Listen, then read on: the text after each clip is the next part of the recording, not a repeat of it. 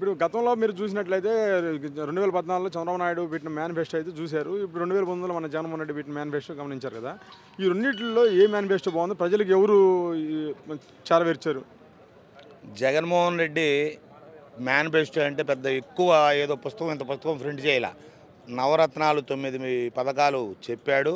ఆ 9 పథకాల కంటే ఇంకా ఎక్కువగా వీలున్నంత వరకు జనానికి చేరేటట్టుగా పూర్తిగా 99% అమలు పరిచాడు. కాబట్టి ఈ మేనిఫెస్టో ఇప్పుడు చంద్రబాబు నాయుడు మేనిఫెస్టో అంటే బుక్లెట్ కొట్టించాడు. అందులో ఏం అమలు పరిచాడో తెలియదు. అమలు పరిచిన ఏవో కూడా జనానికి తెలుసు, అందరికి తెలిసే వాళ్ళ విషయం.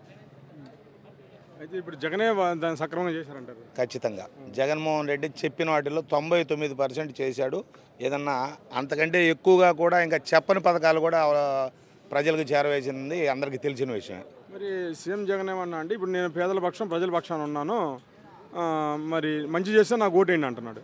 మరి చంద్రబాబు నాయుడు ఈ మాట ఎందుకని అడగలేకపోతున్నాడు? అతను చేయలేదు కాబట్టి, చంద్రబాబు నాయుడు చెప్పింది ఇప్పుడు చేయడు కాబట్టి, చేయలేదు కాబట్టి, నేను చేశాను కాబట్టి నాకు ఓటేయండి అనే దమ్ము ఆయనకు లేదు కాబట్టి చంద్రబాబు నాయుడు అడగలేకపోతున్నాడు. జగన్మోహన్ రెడ్డి నేను చేసిన సంక్షేమ పథకాలు మీకు చేరితేనే నాకు ఓటు వేయండి అని ఆయన చేసిన పథకాల మీద ఆయనకు నమ్మకం ఉంది కాబట్టి జగన్మోహన్ రెడ్డి చెప్తా ఉన్నాడు. మరి గతంలో చూసినట్లయితే జనభూమి కమిటీలు పెట్టారు, వాళ్ళు ఎవరికైతే సిఫార్సు చేశారో వాళ్ళకే పథకాలు అవి. ఇవాళ అట్లేమీ లేకుండా జగన్మోహన్ రెడ్డి వాలంటీర్ వ్యవస్థ తీసుకొచ్చాడు, పథకాలు అనేది మీ ఇలా తెచ్చిస్తున్నారు. జనభూమి కమిటీలు బాగున్నాయి, వాలంటీర్ వ్యవస్థ బాగుంది.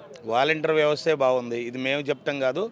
గ్రామీణ ప్రాంతంలో ఒక అవ్వాతాతలు కానీ, ఒక చిన్న పిల్లలను కానీ, ఒక స్కూల్లో చదువుకున్న పిల్లలను కానీ, ప్రతి ఒక్క వర్గం అంటే ఎస్సీ ఎస్టీ మైనార్టీలు కానీ, అగ్రవర్ణాలు కానీ వాళ్ళు అంటున్నారు ఎస్సీ ఎస్టీ మైనార్టీలకే అన్ని పథకాలు అందినాయి, అగ్రవర్ణాలకు అది అందలేదని. ఇవాళ రైతు కుటుంబంలో పుట్టిన ప్రతి వాడికి కూడా వాళ్ళకు కూడా సంక్షేమ పథకాలు అందినాయి. ఇప్పుడు రైతు రుణమాఫీ కానీ, పెన్షన్లు కానీ, ఈ ఈ పెన్షన్లు కానీ ఇవి కూడా ఈ అగ్రవర్ణాల్లో ఉన్నోళ్ళకు కూడా పేదలకు ఖచ్చితంగా ప్రతి ఒక్కరికి అందినాయి. ఇది ప్రతి ఒక్కరు గుర్తుంచుకోవాల్సిన విషయం. సార్ మీరు ఇంకో ఇక్కడ రాజశేఖర రెడ్డి గారు చూసినట్లయితే రెండోసారి కూడా కూటములు ఛేదించుకొని ముఖ్యమంత్రికి గెలుస్తున్నాడు. ఇది జగన్ కూడా అలా సాధ్యమైంది అంటారు? ఖచ్చితంగా సాధ్యమవుతుంది. ఎందుకంటే ఇప్పుడు కూటములు, ఇప్పుడు జనసేన కానీ, ఇప్పుడున్న బీజేపీ కానీ, తెలుగుదేశం కానీ ఇంకా ఎంతమంది కలిసినా కూడా ఈ కూటములుగానే మిగిలిపోతాయి. రాజశేఖర రెడ్డి గారు అంతకుముందు ఎట్టయితే ఈ కూటములన్నీ ఛేదించి గెలిచాడో అంతకంటే ఎక్కువగా ఈ జగన్మోహన్ రెడ్డి గారు ఖచ్చితంగా గెలుపు సాధించి ముందుకు వెళ్తాడని కోరుకుంటున్నాను. చివరిగా మాట, ఇప్పుడు నారా లోకేష్ బలంగా స్లోగన్ అయితే వినిపిస్తున్నాడు, సైకో పోవాలి సైకిల్ రావాలంటున్నారు.